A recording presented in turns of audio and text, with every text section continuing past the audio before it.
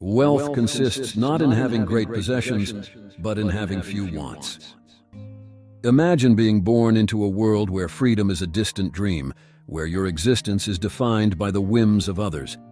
This was the early life of Epictetus, one of the most profound philosophers of ancient Greece, whose teachings have transcended centuries, inspiring countless individuals on the art of living well.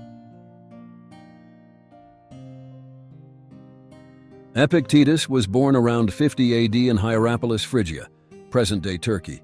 Unlike the privileged lives of many ancient philosophers, his early years were marked by hardship and servitude. He was born a slave in the household of Epictetus, a wealthy freedman and secretary to the Roman Emperor Nero. Despite his status, Epictetus's insatiable thirst for knowledge couldn't be quenched by chains or beatings. Epictetus's story is not just one of overcoming adversity, but of transforming it into a powerful force for self-improvement. As he famously said, "It's not what happens to you, but how you react to it that matters." This perspective became the cornerstone of his philosophy, rooted in the Stoic tradition, emphasizing that true freedom is found within.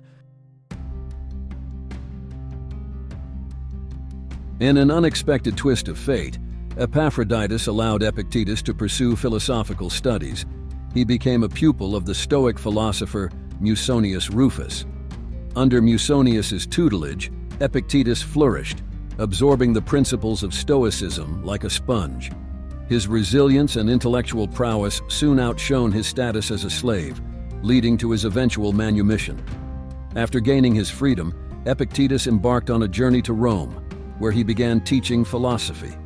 His school quickly gained a reputation, attracting students from all over the Roman Empire. His teachings were not about abstract theories, but practical wisdom. One of the most captivating aspects of Epictetus's teachings is his emphasis on personal responsibility.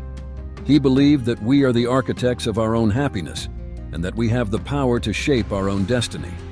On the other hand, we don't need to do this alone. As he famously said, "The key is to keep company only with people who uplift you, whose presence calls forth your best." Epictetus's teachings are not just about accepting fate. They are about taking control of our lives and making the most of what we have. We should not just talk about our goals, but actively work towards them. In 93 AD, Emperor Domitian banished all philosophers from Rome, fearing their influence and potential to incite rebellion. Epictetus found refuge in Nicopolis, Greece, where he established another school. Here, his influence continued to grow, and his teachings were meticulously recorded by his devoted student Arrian. Arrian's discourses and the Enchiridion, or Handbook, capture the essence of Epictetus's philosophy, which revolves around the dichotomy of control, distinguishing between what is within our power and what is not. The chief task in life is simply this: to identify and separate matters so that I can say clearly to myself which are externals not under my control and which have to do with the choices I actually control. I suggest taking a step back and looking at Epictetus's life from a broader perspective. What can you see? In summary, he was unbreakable and unstoppable. There were countless slaves in the world who remained slaves. But why?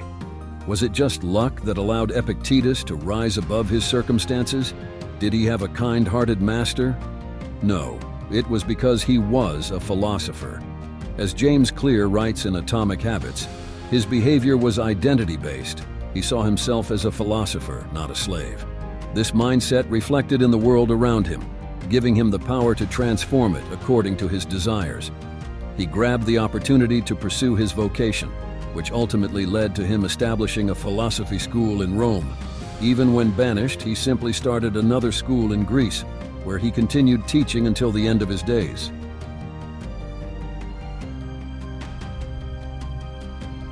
Epictetus's life is a testament to the transformative power of philosophy. His teachings advocate for a life of virtue, reason, and resilience. He emphasized that while we cannot control external events, we can control our responses. This wisdom is encapsulated in his profound assertion: man is not worried by real problems so much as by his imagined anxieties about real problems. In this digital age, where distractions and anxieties are rampant, Epictetus's philosophy offers a beacon of clarity.